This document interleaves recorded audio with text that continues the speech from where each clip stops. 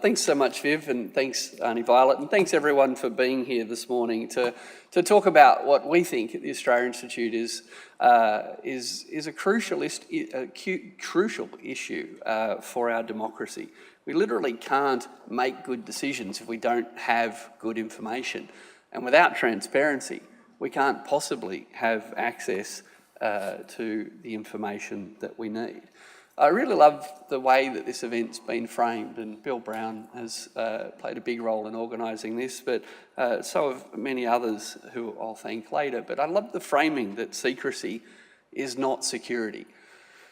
We've been led to believe in Australia, particularly since September 11, 2001, that the more secret we can keep things, the safer we will all be. And no one actually thinks that there shouldn't be some secrets. I don't know anyone that thinks that whether it's in our private life or in our public life, some things shouldn't be secret. But the idea that the more that's kept secret, the more safe we are, is simply absurd. And the argument has never really been put that we in Australia are drawing the line in about the right place. We're simply just given these binaries, this trade-off. Do you want to support our secrecy agenda, or is it that you don't care about security? Now, I know most people in this room don't probably think that. Maybe some do, and I look forward to that debate. But whether or not we all agree on where that line is, surely in a democracy we should be able to have an open, honest and transparent conversation about that line itself. The consequences of believing that secrecy will make us safe lead to decisions like the $360 billion AUKUS submarine decision, literally made in secret, with no consultation, with no debate, and if the reports that have leaked out, and that's all we have to go on, are right, Treasury didn't even get a look in. A $360 billion project that Treasury didn't get a look at. And again, because we don't know, but what's leaked out is that DFAT didn't get a look in. It was hatched up between the Department of Prime Minister and Cabinet and Defence. I think. Because I don't know. Because none of us know. Because none of us were involved, let alone the Parliament, the people that we elect to help make these decisions on our behalf. Ministers didn't know. Ministers didn't know, let alone the Parliament, let alone the public and most of the bureaucracy. So we really are sleepwalking towards a disaster when we accept the idea that the more secret our decision-making, the safer we will be. Because even if you think there's a relationship between military expenditure and security, well, if we accidentally spend $360 billion on a dumb idea, then we won't be as safe as we could be if we'd have publicly ventilated all of the options for how one might spend $360 billion on defence. We might have been able to see what the trade-offs were, what the opportunity cost was, what other options were. So even if you want to stay in the narrow paradigm that the more we spend on defence, the safer we'll be, it's still up to us to make sure the money's well spent. And of course, secrecy does a brilliant job of protecting individuals from any scrutiny for the decisions they've made. When of course, really, if we're going to have good decisions, we do need to have some scrutiny. I'll ask everyone to turn their mobile phones off. The fun part is mine doesn't work in here. I've got no coverage at all. So congratulations to those whose work, but please try and turn them off. So again, we're going to hear a lot today about these trade-offs, about how important it is that there be transparency for the decision-making. But there's another really important dimension to this as well, and that's the personal dimension, and that's the justice dimension, that transparency, or more importantly, the lack of transparency, can be weaponised against individuals. It protects those people using the power of the state inappropriately. We've seen this with robo-debt. We've seen this with the treatment of whistleblowers. We see this with the determination to spend huge amounts of our money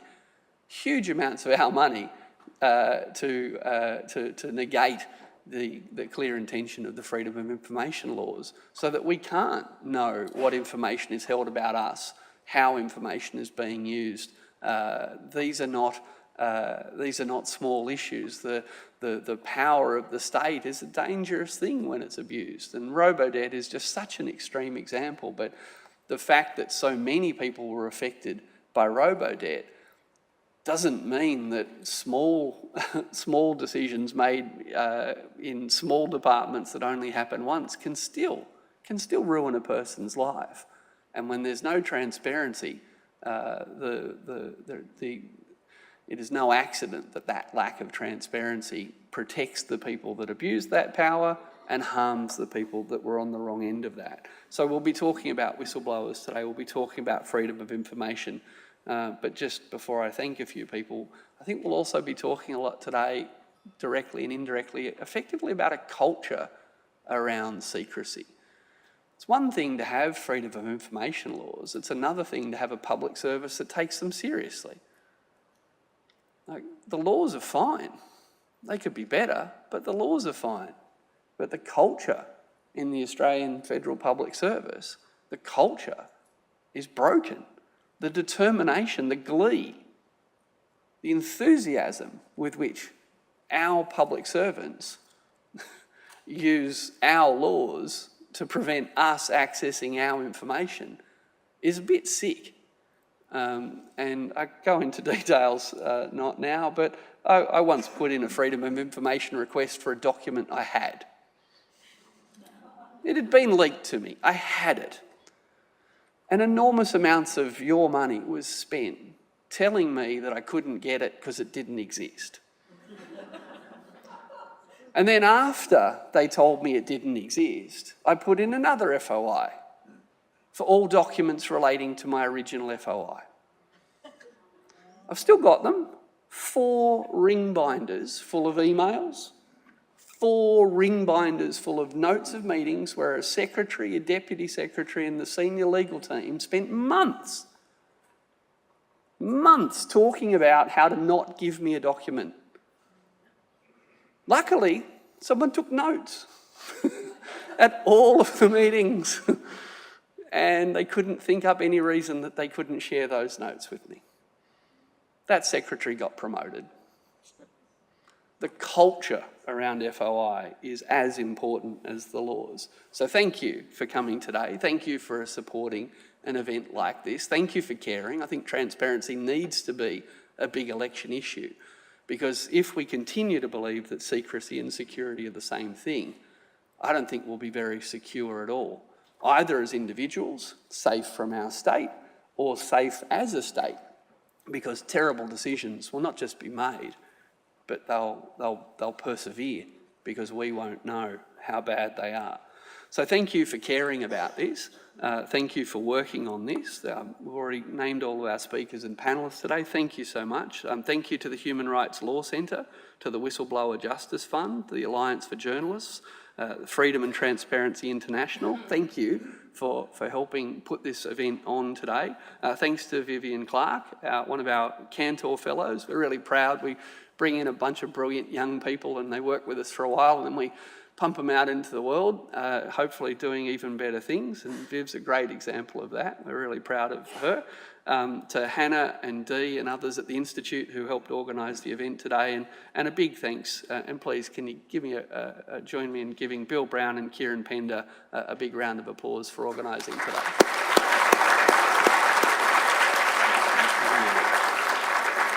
So thank you, everybody. Secrets are important. Transparency is important. We all need to figure out where we're going to draw those lines, but we need to have that conversation, and I'm really happy to be here to be a part of that today. Thanks again. Thanks for watching. If you'd like to keep up to date with all our latest research and work, sign up to our newsletter.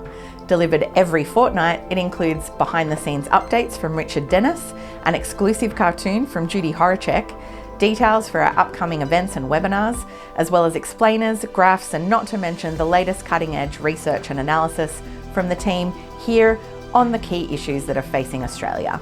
Click the button on your screen to check it out.